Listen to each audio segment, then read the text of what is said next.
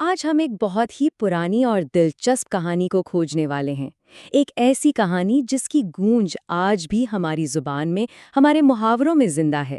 یہ دیوار پر لکھی ایک ایسی تحریر کی کہانی ہے جو صرف ایک عظیم سلطنت کے خاتمے کا اعلان نہیں تھی، بلکہ تکبر اور قیادت پر ایک ہمیشہ یاد رکھا جانے والا سبق بھی تھا۔ دیوار پر لکھی تحریر، یہ جملہ اکثر سننے میں آتا ہے نا؟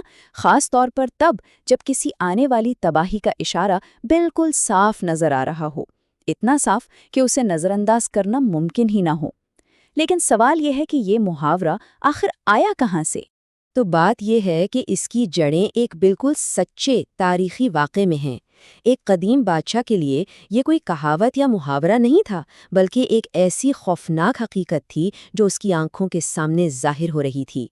تو چلیے قدیم بابل کے اس شاندار محل میں چلتے ہیں جہاں بادشاہ بیلشازر ایک بہت بڑی 1000 مہمانوں کی دعوت کی میزبانی کر رہا ہے۔ یہ جشن طاقت، دولت اور اس احساس کی علامت تھا کہ انہیں کوئی شکست نہیں دے سکتا۔ جشن بالکل اپنے عروج پر تھا، جام ٹکرائے جا رہے تھے کہ اچانک ایک ایسا واقعہ ہوا جس پر یقین کرنا مشکل تھا۔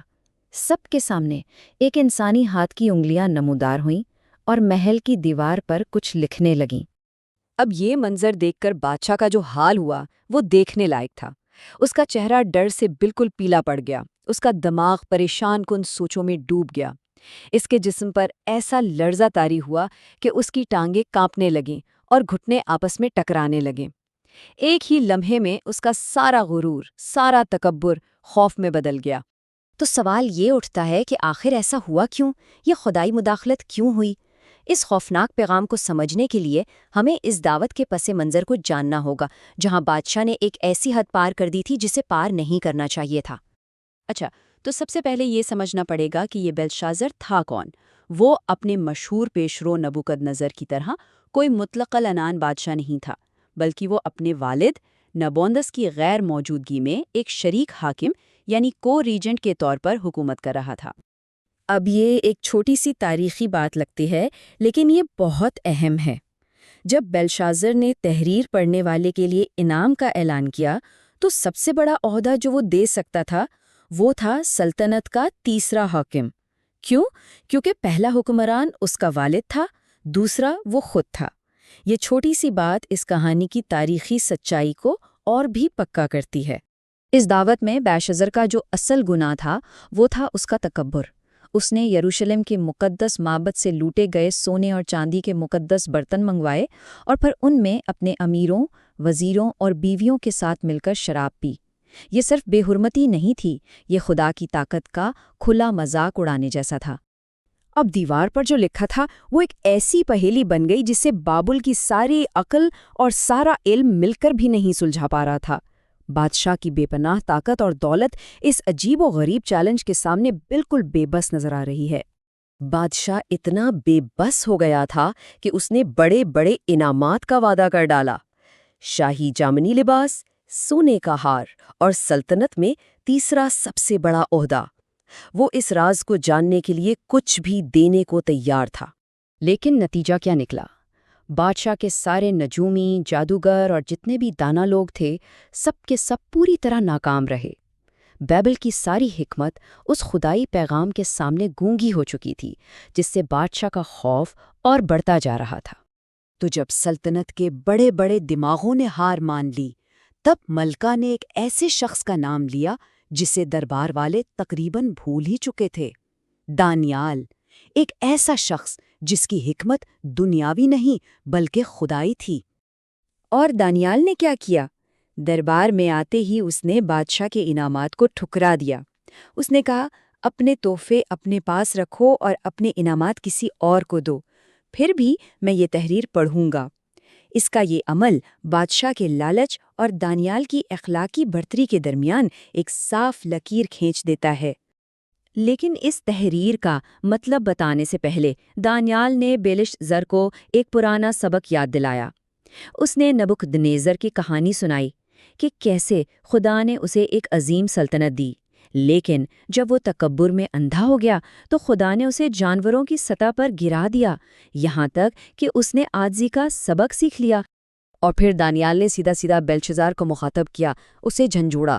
اس نے کہا کہ تم اپنے باپ دادا کی تاریخ جانتے تھے، لیکن پھر بھی تم نے اس سے سبق نہیں سیکھا۔ تمہارا گناہ لا علمی کا نہیں بلکہ جان بوجھ کر تکبر کرنے کا ہے۔ تو اس تاریخی سبق کے بعد وہ لمحہ آ گیا جب دانیال نے اس پراسرار پیغام کا راز کھولنا شروع کیا، وہ پیغام جو بابل کی تقدیر کا فیصلہ کرنے والا تھا۔ دیوار پر لکھے تھے یہ 4 الفاظ: مینے، مینے، تقیل، افرسین۔ بظاہر بے معنی لگنے والے یہ الفاظ، لیکن ہر لفظ میں ایک سلطنت کا انجام چھپا ہوا تھا۔ پہلا لفظ تھا مینے۔ اس کا مطلب خدا نے تمہاری بادشاہی کے دن گن لیے ہیں اور اسے ختم کر دیا ہے۔ یہ ایک سیدھا سادہ اعلان تھا کہ بابل کا وقت پورا ہو چکا ہے، سلطنت کی مہلت ختم۔ دوسرا لفظ تقیل۔ تمہیں انصاف کے ترازو میں تولا گیا ہے اور تم معیار پر پورا نہیں اترے۔ یہ بادشاہ کے کردار پر ایک ذاتی فیصلہ تھا، اسے ایک ناکام حکمران قرار دیا گیا تھا۔ اور آخری لفظ افرسین۔ تمہاری سلطنت تقسیم کر کے مادیوں اور پھارسیوں کو دی جا رہی ہے۔ یہ صرف کوئی پیشین گوئی نہیں تھی، بلکہ ایک آنے والی حقیقت کا فوری اعلان تھا جس میں حملہ آوروں کا نام تک بتا دیا گیا تھا۔ اور کہانی کا جو انجام ہے وہ اس کے آغاز سے بھی زیادہ تیز اور ڈرامائی ہے۔ پیشین گوئی کے الفاظ ابھی ہوا میں ہی تھے کہ تاریخ نے اپنا فیصلہ سنا دیا۔ نتیجہ کیا ہوا؟ اسی رات کلدیوں کا بادشاہ بیلشزر قتل کر دیا گیا۔ تکبر کی وہ شاندار دعوت موت کے ماتم میں بدل گئی۔ خدا کا فیصلہ فوری اور حتمی تھا۔ سوچئے، اسی ایک رات میں مادیوں اور فارسیوں کی فوج نے دریائے فرات کا رخ موڑا اور شہر کی مضبوط دیواروں کے نیچے سے شہر پر قبضہ کر لیا۔ عظیم بابلی سلطنت جس نے صدیوں تک اس خطے پر راج کیا تھا، صرف ایک رات میں ختم ہو گئی۔ تو یہ قدیم کہانی ایک سوال چھوڑ جاتی ہے، تاریخ کی دیواروں پر ہمارے لیے کیا سبق لکھے ہیں؟ کیا تکبر آج بھی قیادت کو اسی طرح اندھا کر دیتا ہے؟ اور کیا ہم ماضی کی غلطیوں سے سیکھتے ہیں یا پھر انہیں ہی دہرانے کے لیے تیار ہیں؟